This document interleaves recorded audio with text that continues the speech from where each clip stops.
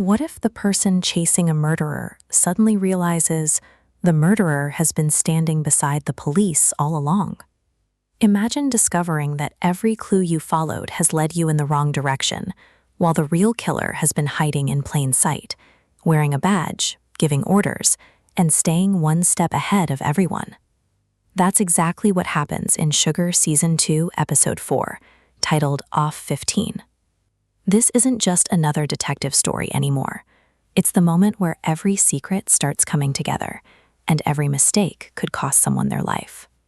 By the end of this episode, we'll witness a shocking murder, uncover the terrifying truth behind Ji-moon's desperate escape, and watch John Sugar face the most dangerous enemy he's encountered so far. But before we begin, if you enjoy movie and TV series explanations with every hidden detail explained, make sure to subscribe and turn on notifications so you never miss our next breakdown. Now, let's step inside one of the darkest episodes of Sugar yet. The episode opens in complete silence. No action, no music, just John Sugar's calm voice reflecting on one simple idea. He talks about rules, not laws written in books, but the unwritten rules that allow people to live together. Rules built on trust, compassion, and humanity. According to Sugar, civilizations survive because people choose not to cross certain lines. But there's one rule above all others, a rule that should never be broken. The irony is almost immediate, because before Sugar even finishes speaking, we're shown someone breaking that rule in the coldest way imaginable. The story suddenly jumps back, 8 days earlier, long before Sugar began putting the pieces together, long before anyone realized how dangerous this conspiracy truly was. We're back inside St. Anthony City Hospital, a place that looked ordinary on the surface, but was hiding one horrifying secret. Ji-moon arrives at the hospital desperate for drugs. He's exhausted, terrified, and slowly losing control of his addiction. With the help of Hannah McDaniels, he manages to get the pills he desperately wants. For a brief moment, everything seems fine. All he has to do now is leave. But sometimes, the smallest decision can change your entire life. As Ji walks toward the exit, he suddenly hears footsteps echoing through the stairwell. Someone else is coming. His instincts immediately tell him something isn't right. Instead of continuing downstairs, he quietly turns around. Trying to avoid whoever is approaching, Ji slips back onto the 5th floor and quickly ducks into the nearest patient room. He isn't looking for trouble. He's simply trying to stay invisible. But fate has other plans. Inside the room lies a patient named Chewy. Ji barely has enough time to notice him before hiding inside a closet. He closes the door, holds his breath, and waits. Seconds later, the room door slowly opens. A man walks inside. It's Lieutenant Ray Vega. At first glance, everything about him appears calm, professional, controlled. There's no anger on his face, no panic in his movements. He isn't acting like someone about to commit murder. That's exactly what makes the scene so disturbing. Without hesitation, Vega approaches Chewy's hospital bed. Then, in complete silence, he disconnects the man's oxygen supply. No struggle, no argument, no dramatic confrontation. Just quiet, deliberate murder. But what makes this scene unforgettable isn't simply what Vega does. It's what he says while doing it. As Chewy slowly dies, Vega softly recites a passage from the Bible. "Peace I leave with you. My peace I give to you. Do not let your hearts be troubled. Do not be afraid." Normally, those words are meant to comfort people. Here, they become terrifying. Watching someone calmly quote scripture while taking another person's life creates one of the most unsettling moments in the entire series. It's chilling because Vega doesn't seem evil in the traditional sense. He doesn't enjoy killing. He doesn't lose his temper. He treats murder like paperwork, like another task that simply needs to be completed. And that's far scarier. Hidden inside the closet, Ji-moon witnesses everything. His breathing becomes heavier. His hands shake uncontrollably. He knows one thing. If Vega discovers he's here, he's dead. Then suddenly, hospital alarms begin ringing throughout the building. Someone somewhere has triggered an emergency. The sound echoes through every hallway. Vega immediately realizes he doesn't have much time. He starts walking toward the exit. For one brief second, it looks like Ji might actually survive unnoticed. But then, Vega stops. Slowly, he turns his head. His eyes move toward the closet. He opens the door. There stands Ji-moon, frozen, terrified, unable to move. This is the moment every viewer expects a gunshot. Instead, Vega reaches into his pocket. He pulls out his phone. Without saying a word, he takes a photograph of G's face. Click. One picture. One silent morning. Then he simply walks away, leaving G alive. At first, this decision doesn't make any sense. Why leave the only witness alive? Why take his picture instead of killing him? The answer isn't revealed yet, but one thing is obvious. Vega has a plan, and G Moon has just become part of it. That single photograph changes everything. From that moment onward, G isn't running because he's guilty. He's running because he knows the truth. He's the only living witness who can expose a murderer hiding behind a badge. And now, every second he stays alive becomes a threat to Vega. The flashback finally answers one of the season's biggest mysteries. G Moon never killed anyone. He wasn't responsible for Chewy's death.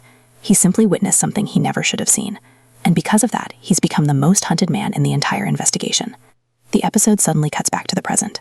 Outside, police lights flash across the night. The deadly raid from the previous episode has just ended. Guapo, the man Sugar believed was controlling everything, lies dead, shot before he could answer a single important question. For Sugar, it's a devastating setback. He spent days tracking this lead, risked his own life to reach him, only to discover he'd been chasing the wrong man all along. As deputies secure the crime scene, Sugar is escorted inside for questioning. At first, it feels like a routine interview, just another witness giving a statement. But then, the door opens, and the man walking into the room changes everything. Lieutenant Ray Vega, the same man G Moon watched commit murder inside the hospital, only now he's wearing a sheriff's department badge.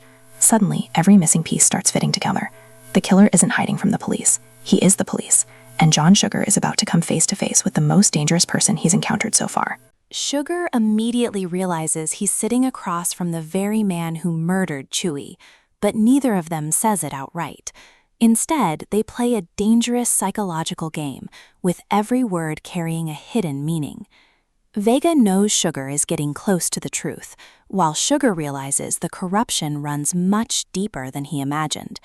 The killer isn't hiding in the shadows. He's protected by the law itself. Meanwhile, Vega begins hunting G Moon using his official position. He manipulates Hannah McDaniels into believing that helping the police will actually keep G safe. Without realizing it, Hannah is leading G straight into a deadly trap. At the same time, Sugar's personal life takes an unexpected turn. After reviewing footage from a hidden camera, he believes Charlotte has been spying on him.